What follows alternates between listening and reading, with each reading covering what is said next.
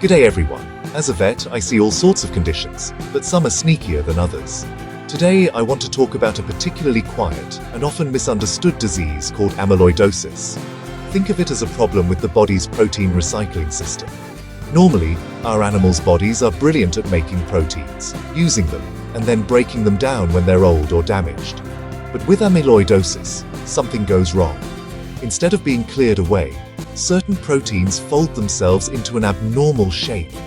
These misfolded proteins are tough, insoluble, and they start to clump together, forming a substance called amyloid. It's a silent threat because this buildup happens slowly, often without any signs, until it's caused significant damage. This amyloid substance is like a rogue construction material being dumped where it shouldn't be. Imagine tiny, hard fibers gradually infiltrating the vital organs of your beloved pet. These deposits can't be easily broken down or removed by the body's usual cleanup crews. They just keep accumulating, bit by bit, day by day. This process can go on for months or even years, completely under the radar. It's not a virus or a bacteria, it's the body's own proteins gone haywire. Understanding this is the first step for any pet owner, as it helps explain why the disease can seem to appear so suddenly, even though the problem has been brewing for a very long time. The reason we call it a silent threat is because of this gradual accumulation. The amyloid deposits slowly but surely push aside healthy organ cells. They take up space, disrupting the organ's structure and, more importantly, its function. An organ that is heavily infiltrated with amyloid becomes stiff, enlarged, and can't do its job properly. For example, if the kidneys are affected, they lose their ability to filter waste from the blood. If it's the liver, it can't process nutrients or toxins effectively.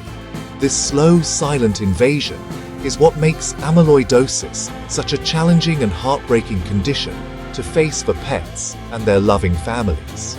So, why is it so important for us as animal lovers to be aware of this? Because while it might not be as common as other diseases, it can affect any animal, including our cats, dogs, and even horses. It's a condition where the signs are often vague and can be mistaken for simple old age or other less serious issues.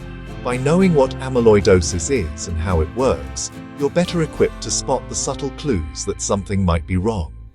Early recognition won't cure the disease, but it can make a world of difference in managing your pet's health and ensuring they have the best quality of life possible for as long as possible. So, how does this process actually start? It all comes down to a problem with specific proteins. The most common type we see in our animal mates is called AA amyloidosis, which stands for amyloid A. This type is linked to long-term or chronic inflammation somewhere in the body. When an animal has a persistent infection, an ongoing inflammatory condition like arthritis, or even some types of cancer, their body is constantly producing certain proteins to fight it. One of these is a protein called serum amyloid A, or SAA. In a healthy animal, SAA levels go up to fight inflammation and then come back down. But in some animals, the system goes into overdrive, for reasons we don't fully understand. In certain individuals, this prolonged high level of SAA leads to the creation of those misfolded, sticky amyloid proteins. It's as if the protein factory's quality control system fails. Instead of producing clean, functional SAA proteins that can be easily recycled, it starts churning out faulty versions that clump together. This is why any condition that causes chronic inflammation is a major risk factor. It could be a long-standing skin infection, inflammatory bowel disease, or even a recurring urinary tract infection. The body is trying to heal itself, but in the process, it accidentally creates this damaging amyloid buildup in a completely different part of the body. The other main type, though less common in pets, is AL amyloidosis. This one isn't linked to inflammation, but to a type of cancer involving plasma cells, which are a kind of white blood cell. These cancerous cells produce a huge amount of abnormal antibody proteins, called light chains. Just like with AA amyloidosis, these proteins misfold and deposit themselves as amyloid in various organs. This type is more often seen in humans, but we do diagnose it in our furry friends from time to time. The key takeaway is that amyloidosis isn't a disease that comes from nowhere. It's almost always a consequence of another underlying health problem. Ultimately, the amyloid deposits themselves are what cause the trouble. They act like a foreign invader, even though they are made from the animal's own proteins. The body's immune system doesn't recognize them as a threat to be cleared away. So, the deposits grow, putting pressure on surrounding cells and disrupting the blood supply to the tissues. This leads to cell death and the formation of scar tissue, which we call fibrosis. An organ that is supposed to be soft and flexible becomes hard and brittle. This physical disruption is why the signs of organ failure eventually appear, marking the tragic endpoint of this silent internal process. Because amyloid can be deposited in almost any organ, the signs of amyloidosis can be incredibly varied and often non-specific, which makes it a real challenge to pin down. The most common target, especially in dogs and cats, is the kidneys. When amyloid builds up in the kidneys, it damages their delicate filtering units. Initially, you might not notice anything at all. As the damage progresses, you might see your pet drinking a lot more water and urinating more frequently. They might start to lose weight despite eating normally, have a poor appetite, or seem lethargic and just not their usual self. In severe cases, fluid can build up under their skin, causing swelling in their legs or belly. While the kidneys are the primary target, the liver is another common site for amyloid deposition, particularly in cats. When the liver is affected, the signs can be just as vague. Your cat might show signs of nausea, vomiting, a poor appetite, and jaundice, which is a yellowing of the gums, skin, and whites of the eyes. In the most dramatic and tragic cases, a liver filled with amyloid can become so brittle that it spontaneously ruptures, leading to life-threatening internal bleeding. Other organs like the spleen, gastrointestinal tract, and even the heart can be affected, each presenting its own set of confusing symptoms that could point to a dozen different problems. Some breeds, unfortunately, have a genetic predisposition that makes them much more likely to develop this condition. For dog lovers, the Chinese Shar-Pei is the poster child for hereditary amyloidosis. Many Shar-Peis suffer from a condition called Shar-Pei fever, which involves episodes of high fever and joint swelling. This recurring inflammation puts them at an extremely high risk for developing kidney amyloidosis, often at a young age. Other dog breeds with a known predisposition include the Beagle, English Foxhound, and the Collie. Knowing your pet's breed-specific risks is a massive advantage. It's a similar story in the feline world. The beautiful Abyssinian cat, as well as the related Somali and Siamese cats, carry a genetic risk for developing amyloidosis that primarily targets their kidneys. For these breeds, the disease can often appear in middle age, leading to chronic kidney failure. It's crucial for owners of these high-risk breeds to be extra vigilant. Any signs of increased thirst, weight loss, or changes in energy levels should be taken seriously and discussed with your vet straight away. While a genetic predisposition doesn't guarantee the disease will develop, it means we need to be on high alert for any warning signs. When a pet comes into the clinic with vague signs like weight loss, increased thirst, or lethargy, amyloidosis is one of the many possibilities we have to consider. The diagnostic process is like a piece of detective work, starting with the basics.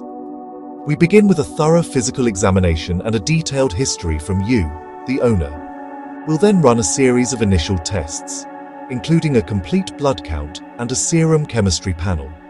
These tests give us a broad overview of your pet's health and can point us toward the affected organ. For example, high kidney values, like creatinine and BUN, suggest kidney disease, while elevated liver enzymes point to a liver problem. Another crucial initial test is a urinalysis.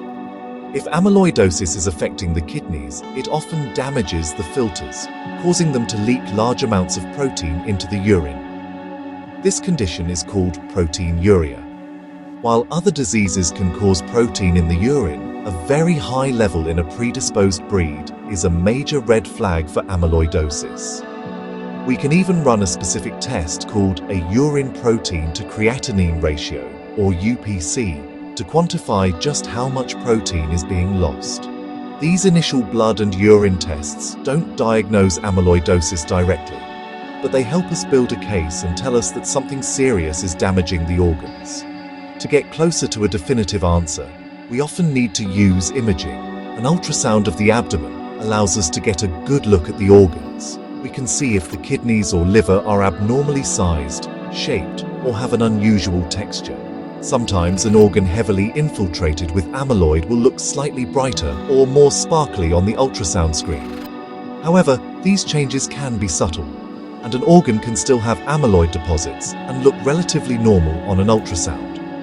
Imaging helps us rule out other causes, like tumors, but it still doesn't give us the final concrete diagnosis we're looking for. The only way to be 100% certain that an animal has amyloidosis is to get a tissue sample, or biopsy, from the affected organ. This is an invasive procedure that often requires surgery or a specialized needle biopsy, so it's a decision we don't take lightly.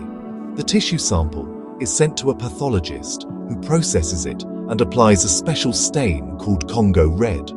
Under a polarized light microscope, amyloid deposits stained with Congo red will glow with a unique apple green color. This is the gold standard for diagnosis. Seeing that green glow confirms our suspicions and finally gives us a definitive answer to what has been silently harming the pet. Receiving a diagnosis of amyloidosis can be devastating, and it's important to be realistic. Unfortunately, there is no cure for this disease. We cannot remove the amyloid deposits that have already formed in the organs. The damage that has been done is, for the most part, irreversible. Therefore, the focus of our treatment plan shifts from cure to management. Our primary goal becomes to slow down the progression of the disease, manage the symptoms of organ failure, and, most importantly, maintain the best possible quality of life for your furry companion for as long as we can. This approach requires a strong partnership between the vet and the pet owner. The first and most critical step is to identify and treat any underlying chronic inflammation or infection that might be driving the production of amyloid.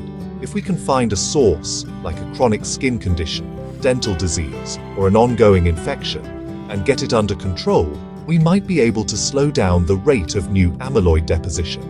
For breeds like the Shar-Pei with their hereditary fever, medications like colchicine may be prescribed.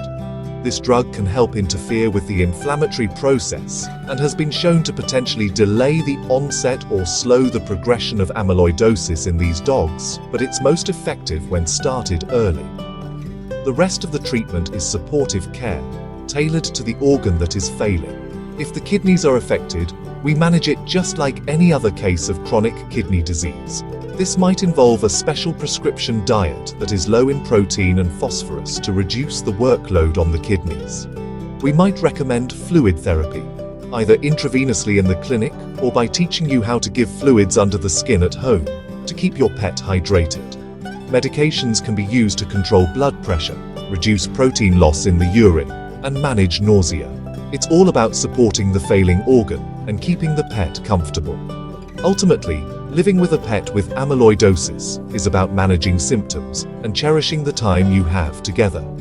Regular vet checkups are essential to monitor the disease's progression and adjust the treatment plan as needed. While the prognosis is generally poor once significant organ failure has set in, a dedicated management plan can make a huge difference.